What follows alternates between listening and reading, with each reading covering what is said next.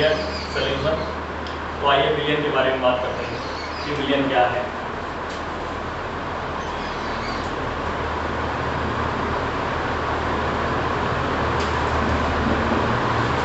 विलियन क्या होता है, हम विलियन समझते हैं।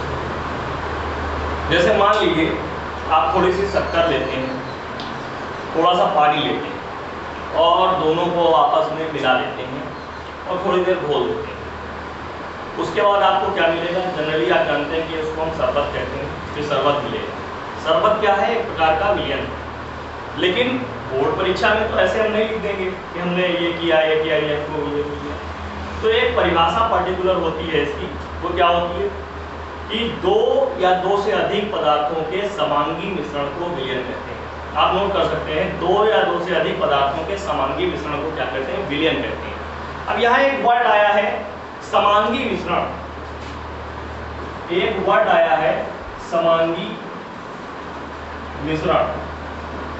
समांगी मिश्रण, इसको हमको समझना जरूरी है। समांगी मिश्रण हमने क्या क्या मिलाया?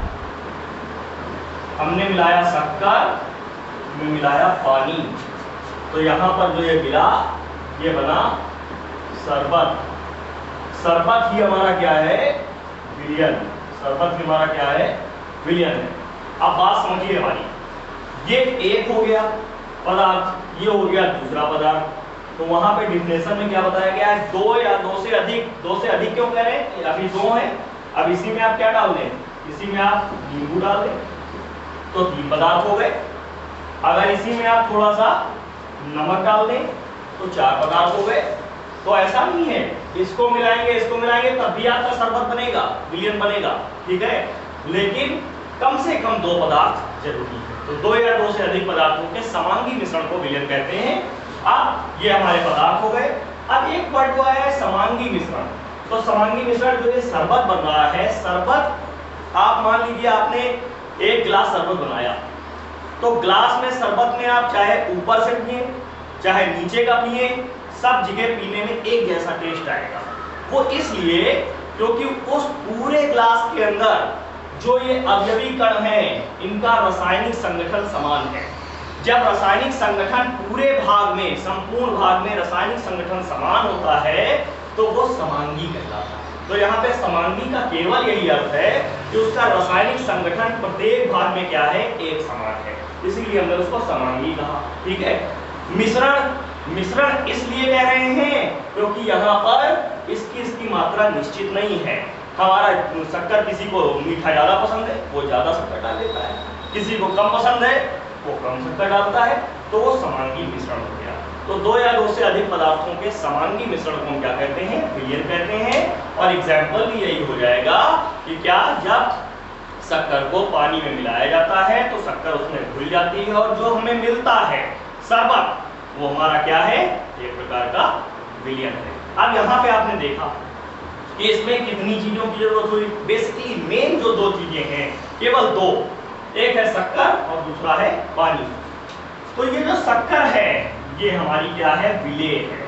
शक्कर हमारी क्या है? विलेय है। और ये जो पानी है ये हमारा क्या है? विलायक है। ये हमारा क्या है? विलायक है। मतलब विलियन के दो घटक होते हैं, एक होता है विलेय और दूसरा होता है विलायक। अर्थात विलेय और विलायक जब आपस में मिलेंगे तो जो तैयार होगा वो क्या होगा? विलियन। तो अब हम ये समझ लेते हैं कि विलेय की परिभाषा क्या होगी। तो आप जानते हैं शरबत बनाने में शक्कर कम होती है और पानी ज्यादा होता है। तो शक्कर कम भी होती है और दूसरा काम, शक्कर घुलने का काम करती है और पानी घोलने का काम करता है। तो हम कह सकते हैं कि विलियन का वह घटक जो कम मात्रा में मौजूद हो, विलियन में, उसे हम विलेय कहते हैं। या दूसरी परिभाषा कह सकते हैं कि विलियन का वह घटक जो घुलने का काम करे, उसे हम क्या कहते हैं? विलेय कहते हैं। इसी प्रकार विलायक, विलियन का वह घटक जो विलियन में अधिक मात्रा में मौजूद हो, उसे हम क्या कहते हैं? विलायक कहते हैं। या फिर विलियन का वह घटक जो घोलने का काम करे, उसे हम क्या कहते हैं? विलायक कहते हैं। तो इस प्रकार विलेय और विलायक की परिभाषा हो गई। अच्छा, विलायक की एक और परिभाषा कह सकते हैं, विलायक पानी। विलियन जब तैयार होता है तो वो भी कैसा लगता है? पानी जैसा। तो विलयन का वह घटक जिसकी भौतिक अवस्था विलयन जैसी हो उसे हम क्या कहते हैं, विलायक कहते हैं। तो याद रखिएगा, विलयन बनाने के लिए दो घटकों का होना अनिवार्य है, विलेय और विलायक। विलेय वो घटक होता है जो कम मात्रा में मौजूद होता है, घुलने का काम करता है। विलायक वो घटक होता है जो अधिक मात्रा में मौजूद होता है और घुलने का काम करता है। तो ये हो गए विलयन के घटक। अब हम बात करते हैं कि विलयन, विलेय की मात्रा के आधार पर विलयन कितने प्रकार का होता है। तो पहला होता है उसमें तनु विलयन। पहला कौन सा होता है, तनु विलयन। पहला विलयन हमारा कौन सा है, तनु विलयन। तनु विलयन क्या है, तनु मतलब पतला, डाइल्यूट सॉल्यूशन। डाइल्यूट सॉल्यूशन, हम इसकी बात कर लेते हैं कि डाइल्यूट सॉल्यूशन क्या होता है। जैसे मान लीजिए कि आपने एक 50 ग्राम 50 ml पानी लिया, 50 ml पानी लिया। इस 50 ml पानी में 5 ग्राम शक्कर डाल दी। उसके बाद एक जगह और आपने 50 ml पानी लिया, पानी वही है, उतना ही लिया हमने, लेकिन इसमें इस बार हमने 10 ग्राम शक्कर डाल दी। अब इन दोनों में गाढ़ा कौन सा होगा, सभी जानते हो, जिसमें शक्कर की मात्रा ज्यादा है वो गाढ़ा होगा, जिसमें शक्कर की मात्रा कम है वो पतला होगा। ठीक है, तो बस यही चीज आपको ध्यान रखनी है। शक्कर क्या है, विलेय, और पानी क्या है, विलायक। तो वह विलयन जिसमें विलेय की मात्रा कम होती है तनु विलयन कहलाता है, और वह विलयन जिसमें विलेय की मात्रा अधिक होती है सांद्र विलयन कहलाता है। जैसे ये वाला, इसके कंपैरिजन में सांद्र विलयन होगा जिसमें 10 ग्राम शक्कर है, और ये वाला इसके कंपैरिजन में क्या होगा, तनु विलयन होगा क्योंकि उसमें विलेय की मात्रा कम है। मतलब तनु और सांद्र विलयन में केवल बेसिक एक ही अंतर होता है, एक में विलेय की मात्रा कम होती है और एक में विलेय की मात्रा ज्यादा होती है। जिसमें विलेय की मात्रा कम होती है वो तनु विलयन होता है, और जिसमें विलेय की मात्रा अधिक होती है वो सांद्र विलयन होता है। अब तीसरा हमारा आता है संतृप्त विलयन। इसको अच्छे समझिए, संतृप्त विलयन क्या है। तो इसको पहले हम एक एग्जांपल लेते हैं मिट्टी का। पहले हम समझते हैं संतृप्त मिट्टी क्या होती है, उसके बाद हम संतृप्त विलयन की बात हम करेंगे। जैसे मान लीजिए कहीं पे आपने थोड़ी सी मिट्टी खोदी, उस मिट्टी में आप जब थोड़ा सा पानी डालेंगे तो वो मिट्टी उस पानी को पी लेगी, फिर से थोड़ा सा पानी डालेंगे फिर उसको पी लेगी, फिर थोड़ा पानी डालेंगे फिर पी लेगी। लेकिन एक ऐसी अवस्था आएगी जब वो मिट्टी पानी पीना बंद कर देगी और वहां पे कीचड़ होने लगेगा। उस अवस्था को हम कहेंगे कि मिट्टी की जो पानी को पीने की प्यास थी वो खत्म हो चुकी है, मतलब वो संतृप्त अवस्था में आ गई है। ऐसी मिट्टी को संतृप्त मिट्टी बोलेंगे। ठीक इसी प्रकार एक निश्चित ताप के ऊपर हम अगर जल की थोड़ी निश्चित मात्रा में चीनी की थोड़ी सी मात्रा डालें और उसको हिलाएं तो वो घुल जाती है, फिर थोड़ी सी मात्रा डालें उसको हिलाएं तो वो घुल जाती है, फिर थोड़ी सी मात्रा डालें और उसको हिलाएं वो घुल जाती है। लेकिन एक निश्चित समय के बाद वो चीनी घुलना बंद हो जाएगी और बर्तन की पेंदी पर इकट्ठा होने लगेगी।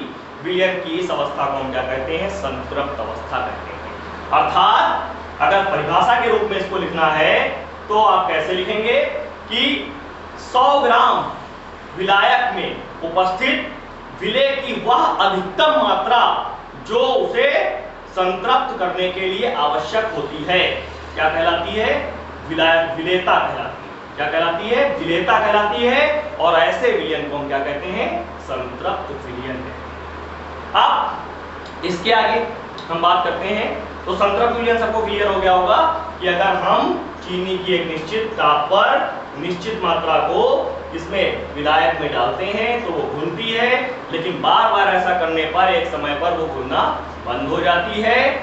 ऐसी अवस्था को विलयन की हम क्या कहते हैं, संतृप्त अवस्था कहते हैं। अर्थात 100 ग्राम विलायक में विलेय की वह अधिकतम मात्रा जो उसको संतृप्त करने के लिए आवश्यक होती है क्या कहलाती है, विलेयता कहलाती है। और इस अवस्था को हम संतृप्त विलयन कहते हैं। इसके अलावा आगे बात करते हैं।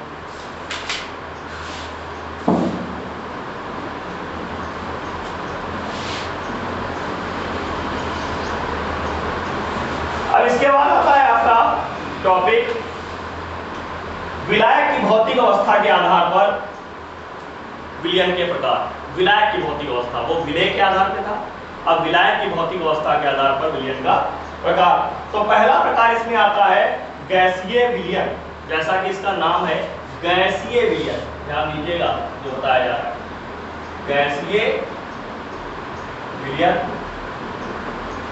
गैसीय विलयन, इसका नाम ही है गैसीय विलयन। अच्छा, विलयन को बनाने में दो चीजें होती हैं, मैं पहले ही आपको बता चुका हूं, एक विलेय होता है और दूसरा विलायक होता है। तो यहाँ इसका नाम है गैसीय विलयन, तो मतलब अगर विलेय भी गैस अवस्था में हो और विलायक भी गैस अवस्था में हो तो उसे हम क्या कहते हैं, गैसीय विलयन कहते हैं। और ये एक समांगी मिश्रण होता है, ये समांगी मिश्रण होता है। जैसे कि वायुमंडल में उपस्थित जो गैसों का मिश्रण, ये क्या है, एक गैसीय विलयन है, क्योंकि इसमें कई गैसें मिली हुई हैं। ठीक, ऐसे ही दूसरा आता है द्रव विलयन। तो जब किसी गैस, द्रव अथवा ठोस को किसी द्रव में मिलाया जाए, याद रखिएगा, किसी गैस, द्रव अथवा ठोस को किसी किसमें मिलाया जाए, द्रव में मिलाया जाए, तो जो विलयन तैयार होगा उसे हम क्या बोलेंगे, द्रव विलयन बोलेंगे। उसे हम क्या बोलेंगे, द्रव विलयन बोलेंगे।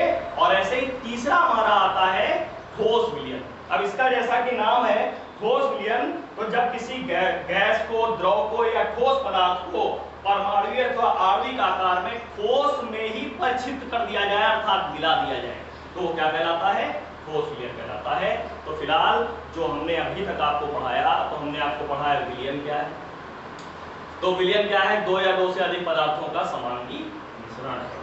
फिर विलयन के घटक हमने पढ़ाया आपको, विलेय और विलायक। विलयन में जो अधिक मात्रा में घटक उपस्थित होता है उसे विलायक कहते हैं, और जो कम मात्रा में उपस्थित होता है उसे विलेय कहते हैं।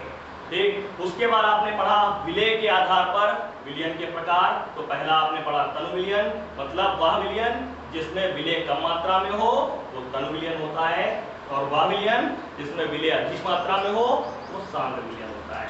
उसके बाद आपने पढ़ा संतृप्त विलयन। तो विलायक के 100 ग्राम में उपस्थित विलेय की वह अधिकतम मात्रा जो उसे संतृप्त करने के लिए आवश्यक होती है, विलेयता कहलाती है, और विलयन की इस अवस्था को हम क्या कहते हैं, संतृप्त विलयन कहते हैं। फिर इसके बाद आपने पढ़ा विलायक के आधार पर विलयन के प्रकार। तो उसमें पहला आपका कौन सा था, पहला आपका था गैसीय विलयन। तो गैसीय विलयन में आपको ये बताया गया, जब दो या दो से अधिक गैसें आपस में मिश्रित होती हैं तो जो विलयन बनता है उसे हम गैसीय विलयन कहते हैं, जैसे कि वायुमंडल में गैसों का मिश्रण, ये गैसीय विलयन है। इसके बाद आपने पढ़ा द्रव विलयन। तो जब कोई ठोस, द्रव या गैस किसी द्रव में मिलती है तो जो विलयन बनता है उसे हम द्रव विलयन कहते हैं। फिर आपने पढ़ा ठोस विलयन। तो ठोस विलयन में आपको ये बताया गया, जब कोई द्रव, ठोस या गैस किसी ठोस में परिक्षिप्त होता है आणविक या आयनिक अवस्था के रूप में, तो उसे हम ठोस विलयन कहते हैं। तो आज के लिए इस वीडियो में इतना काफी है, आप फिलहाल इतना पढ़ें। अगले वीडियो में मैं इसके आगे की बात करूंगा। तब तक के लिए आप जो मैंने पढ़ाया है इसको अच्छे से पढ़ें, कई बार वीडियो को देखें, लाइक करें, शेयर करें और नोट्स जरूर बनाएं। हालांकि मैं इसका PDF भी आपको दे दूंगा,